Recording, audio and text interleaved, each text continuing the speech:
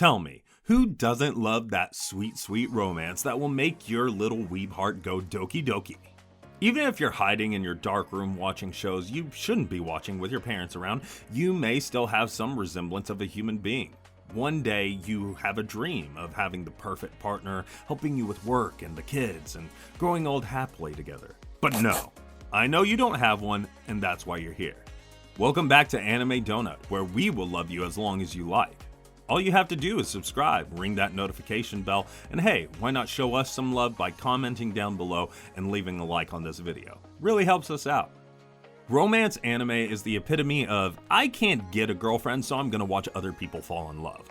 As weird as it may sound, romance anime also plays a crucial part in the industry, since it's a genre that anyone can enjoy. From young women to teenage boys to your grandma and even your dog. Everyone needs a little bit of love in their lives. But not all romance is wholesome, because we have shows like Rent-A-Girlfriend or Domestic Girlfriend or Girlfriend or the 100 Girlfriends Who Really Love You. Yeah, that's a real show that's about to come out. But again, we're not here to clown on everyday anime degeneracy. Let's talk about the top 10 romance anime you'd want to watch. Kicking things off with number 10, Your Name. And we're starting off with a banger because this list ain't playing. We want that smoke. But you're gonna ask, this is a movie anime, Donut Senpai. And what do I have to say? Shut up, let me cook. Your Name may only be 1 hour and 46 minutes long, but it has more substance and is better than most cliche romance anime out there. I mean, my God, look at that animation. Listen to that music. Take a look at the sky in the anime. This was the show that put Makoto Shinkai into his current legendary status. Your Name isn't only godly animation and addicting music, the plot is up there. It's not straightforward, and trust me, you'll actually be on your toes while watching it. I'll try to keep this as spoilerless as possible. Can't believe I just invented a word there, but you know, just watch it and you'll find out. Coming in at number 9, we have the Pet Girl of Sakurasou. If everybody had heard of Your Name, then almost no one probably knows of the Pet Girl of Sakurasou. No, they do not have a horrific dog-human hybrid that will give you lifelong trauma like in Fullmetal Alchemist, but it's a girl that they treat like a pet because, well, she's useless, but at least she's cute. Kidding aside, the Pet Girl of Sakurasou is a really good show that actually made me tear up. It explores the lives of a group of students who are treated as outcasts just because they live in another dorm. You get to see their growing bond, how they feel when one of them graduates, the pain they go through with their relationships, and how they overcome adversities together. The Pet Girl of Sakurasou is a romance that perfectly blends comedy with drama and wholesomeness. It may look like your typical ecchi show at the start, but it's so much more. Number 8. Teasing Master Takagi-San. Speaking of wholesomeness, nothing's more wholesome than bullying. Yep, let's welcome the vanilla version of Nagatoro-san, Teasing Master Takagi-San. If Nagatoro was just straight up traumatic masochistic degeneracy, then Teasing Master Takagi-san is actually wholesome. The bullying isn't like being stepped on, but it's more of child's play, and I'm totally up for it. I mean, I do love my strong yanderis and tsunderis, but hey, every once in a while, we just need to look back at how innocent falling in love is as a kid, man. We're so caught up with watermelons and coconuts that we forget the small moments we fell in love without those thoughts. Teasing Master Takagi-san takes us back to memory lane, giving us a nostalgic vibe that most of us didn't think we needed. I love how the characters also grow up as the seasons go by, and the ending, oh my lord. The ending gave me goosebumps because it's so wholesome. I had to double check if I was still an anime fan. But hey, if you don't want me to bully you, why not click on the subscribe button and like this video? Don't forget to turn on the notification bell. It'll really help me out. Number 7, Golden Time. To be honest, the first time I watched this show, I was like, nah, it's just another Toradora. But hey, I realized that Toradora was just another Golden Time. You may call that anime blasphemy, but I like to call it a realization. Here's why. You see, Golden Time talks about Bonri. Yep, that's a name you haven't heard before. Bonri lost his memories like a 60-year-old with dementia and is now enjoying college life in Tokyo. But what he didn't know, because he obviously never remembered, is that his past will come back to him in the form of a sassy, short-haired senior. There are moments in Golden Time, and there are these. Yeah, my boy definitely has that game. Sometimes it gets hard to watch because the characters aren't perfect, but that's the truth. We humans aren't perfect, and I think Golden Time portrays that the best. Number 6, Kaguya-sama Love is War. Enough! I'm depressed as it already is, so I don't want to watch a show that makes me sad. So here's something to lift all of our spirits up. Kaguya-sama. I won't confess, so I'll become an ultra genius so that you will. It's basically as if L and Light from Death Note were trying to outsmart each other so they could make the other one admit that the other has a crush on them. That's literally the perfect description for this show. The comedy is top notch, the romance is pretty good, and the characters are actually enjoyable to watch. It's the complete opposite of Golden Time, and it's just all out wacky fun. And come on, the way they added the narrator is something we haven't seen in any anime yet, and he's probably the reason why most of the anime's jokes are funny. There are also a lot of seasons and the anime hasn't even finished yet. This is probably my personal favorite, and that says a lot because I'm picky as. Number 5, Clannad and Clannad After Story. Okay guys, back to depression.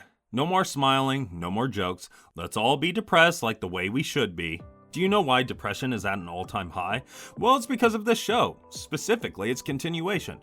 I know, it looks so 2000s with its animation style, but trust me, this anime is why they've been saying that you should never judge a book by its cover. Clannad is a masterpiece, period, and Clannad After Story is one of the most touching, if not heartbreaking pieces of media that are still around.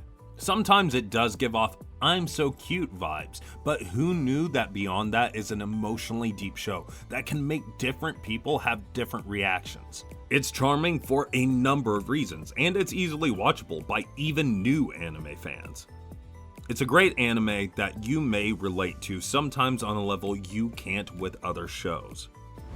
Number 4, Oregairu. If you could relate to Clannad, then you can definitely relate to this guy. Yeah, he may not look like a protagonist, but his name is Hashimon Hikigaya, and he hates almost everyone at school.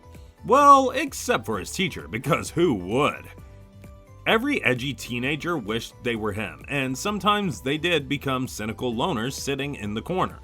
But you know what he had that you didn't? Character development. That's right, the one thing that Oregairu does great and maybe is the best at in this list is how characters naturally grow and change during the anime. Trust me, he's still cynical, but he actually realized his mistakes and he tried to become a better person. Oregairu is the best depiction of high school drama and how one guy manages to navigate the complexities of relationships and find love at the same time. I promise you, man, this show is worth it. Number 3, Voilet Evergarden. Animation, check. A beautiful MC, super duper check. Amazing characters, check again. A happy vibe? Check? I know, I have a lot of sad anime here, but that's the one thing that helps us relate to a show. And for me, Voilet Evergarden is the one that does it the best. It's about Voilet Evergarden, I know, right, shocker, who lost both her arms in the war. She was raised as a human weapon, and throughout this show, I have cried more than I ever have in my entire life. Heck, I'm sorry, but this was sadder than my dog's funeral. Voilet Evergarden helps us reconnect with our true human emotion as we follow her and find the true meaning of the words, I love you. Each episode is like a short story, and although there isn't a lot of romance in the first season, I think that was its strongest point. Again, Voilet Evergarden may even beat Clannad After Story, but its true strength lies within how it tells the stories of different characters so elegantly. Number 2, Maid Sama. And we're back to the high school romance, guys. I was gonna die due to sadness there for a while, but I'm still here. Kaichou wa Maid Sama is here to save the day at number 2. Okay, so every romance anime fan probably has watched this anime at least once.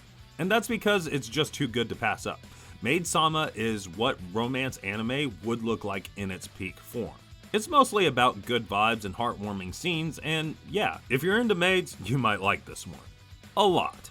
I probably didn't realize it when I was younger, but it is kinda cringe that the main guy went to a maid cafe, but hey, I can't judge. I've never been to one. Maybe I will find the love of my life there. Or maybe they'll just be silently criticizing me, because I know I would.